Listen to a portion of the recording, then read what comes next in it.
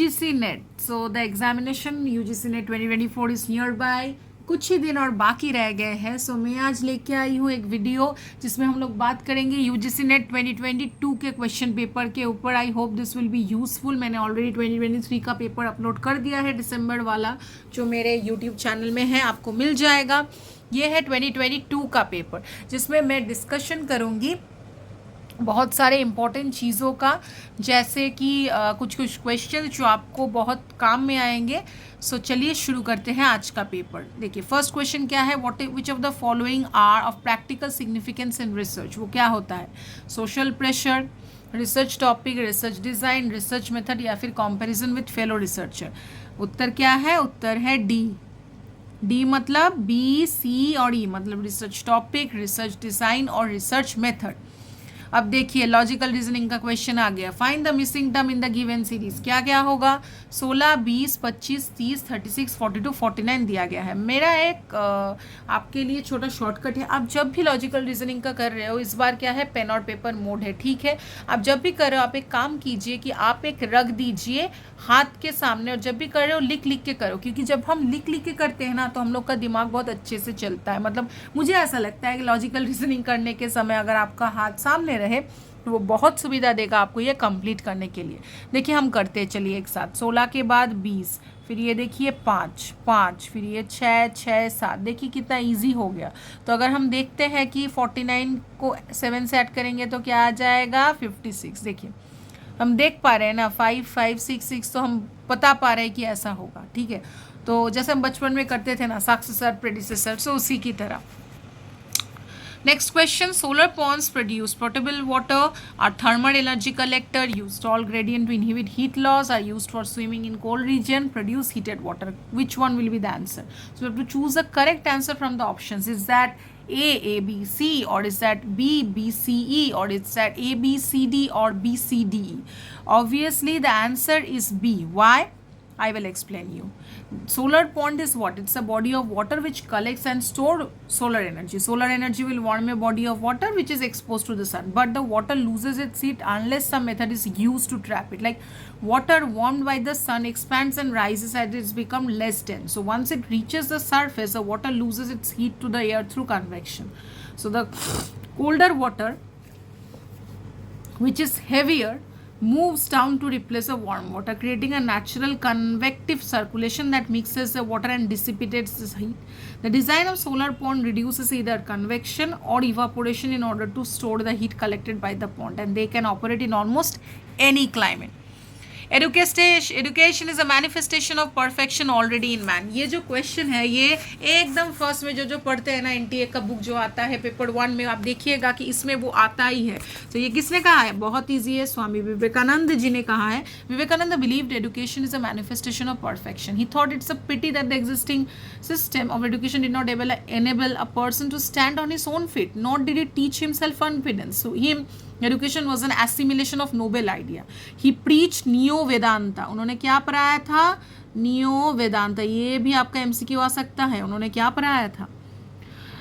Through a Western lens, and believed in combining spirituality with material progress. Vivekananda is especially remembered around the world for his speech at the Parliament of the World's Religion in Chicago in 1893. अब करते हैं 15 का. The UGC covers the following. क्या क्या cover करता है? पहले मैं बोल दूँ, UGC जो है वो 20 दिसंबर 1953 को एग्जिस्टेंस में आया था. That is a full form और the abbreviated form, that is full form UGC, University Grants Commission. It became a statutory body of government of India by an act of parliament in 1956, and the following degree awarding institution are covered. Those are central university, state university, open university, private university, deemed universities, institute of national importance. If you want to know more details about the 6 universities which I mention, आप कभी भी मुझे लिख सकते हो. मैं आपको बता दूंगी कि इसका क्या उत्तर होगा इन डिटेल. सो इसका आंसर क्या है? इसका आंसर है A, मतलब A, B और C. तो क्या क्या आता है इसमें? यूनिवर्सिटी, यूनिवर्सिटी टीचिंग डिपार्टमेंट और एफिलिएटेड कॉलेजेस, ठीक है. Simple interest accrued. अभी चलिए सिंपल इंटरेस्ट का सम करते हैं. Simple interest accrued on a certain sum is 16/25 of the principal sum. So if the numerical value of the rate of annual interest and time are equal, what is the annual rate of interest? तो क्या होगा? चलिए हमको पता है easy एकदम formula जो होता है एसआई का क्या होता है, P into R into T और पूरा बाय 100 के साथ डिवाइड होता है, ठीक है। तो चलिए हमको पता है कि सिंपल इंटरेस्ट अक्रू होता है on a certain sum is 16/25 of the principal sum, और अगर numerical value of the rate of annual interest और टाइम इक्वल होता है तो एनुअल रेट ऑफ इंटरेस्ट क्या होगा। अब हमको पता है एसआई क्या है, एसआई है 16/25, उसको मल्टीप्लाई करेंगे 100 के साथ, तो क्या आता है R इक्वल्स टू टी, एक इक्वेशन में आता है। तो अगर हम इसको सॉल्व करेंगे तो आपका आ जाता है 8%। See again a question. The development of MOOCs for undergraduate discipline has been given to which of the following national coordinators? So हमको पता है MOOC क्या होता है, मैसिव ओपन ऑनलाइन कोर्स। क्या होता है, मैसिव ओपन ऑनलाइन कोर्स, ये होता है, ठीक है। तो ये द बेसिक फिलोसफी ऑफ मूक क्या होता है, 3A, मतलब any time any one anywhere, all MOOC of the various types developed under the aegis of MHRD by the various national coordinators, UGC CEC कोई भी बोल लीजिए, shall be hosted on the web platform जो बोलते हैं swum CEC, ठीक है। तो इसका आंसर होगा कंसोर्टियम ऑफ एजुकेशनल कम्युनिकेशन, ठीक है, फॉर अंडर ग्रेजुएट स्टूडेंट्स, ठीक है। चलिए in a certain coding scheme mother, वो कोड होता है OQVJGT। जब भी एक क्वेश्चन देखती हूँ मेरे दिमाग में एक ही चीज आ जाती है, चलो देख लेते हैं, MNO एक ही, OPQ तो मतलब PQ 8 से होगा, ABC होगा, तो एकदम तुरंत बोल लीजिए कि 18D होगा। देख के कितना मिनट सेकेंड्स लगा, पूछूं मैं, मिनट नहीं सेकेंड्स बोलूंगी। ऐसे आपको सॉल्व करना है फटाफट और आपका हो जाएगा यूजीसी नेट में JRF।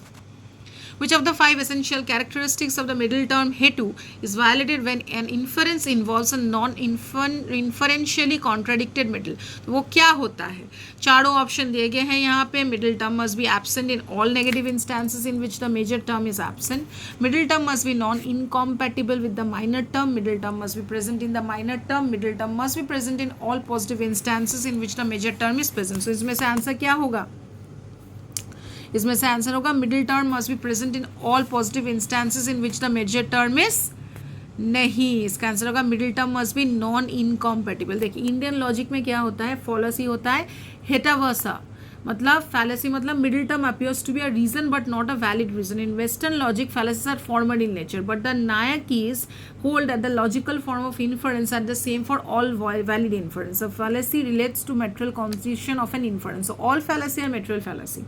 5 कैरेक्टरिस्टिक्स होता है एक वैलिड टर्म का, जब ये कैरेक्टरिस्टिक्स वायलेट हो जाते हैं तो फैलासी अराइज करता है, ठीक है। तो आंसर क्या है, B, middle term must be non incompatible with the minor term. चलिए अभी 20 वाला करते हैं, आज के लिए इतना ही हम करेंगे, लास्ट ये 20 है। In the Aristotelian syllogism the major term and minor term stand apart in the premise, so they are connected. ये लॉजिक का क्वेश्चन है, ठीक है। 10 होता है, पेपर 1 तो आपको पता ही होगा syllabus. In Nyaya syllogism all the 3 terms and synthesized in upanaya. So in light of the above statement हमको चूज करना है। देखिए बोथ स्टेटमेंट 1 और 2 करेक्ट है, बोथ स्टेटमेंट 1 और 2 इनकरेक्ट है। मैं इसका आंसर तुरंत बता दूंगी, इसका आंसर होगा ए, दोनों ही करेक्ट है। क्यों बोलिए तो the Aristotelian syllogism is only deductive and formal, but the Nyaya syllogism is deductive, inductive and formal material. So Nyaya rightly regards deduction and induction as inseparably related as 2 aspects of the same process. The truth now realized in Western logic, inference according to Naya is neither from the universal to the particular nor from the particular to universal, but from the particular to the particular through the universal.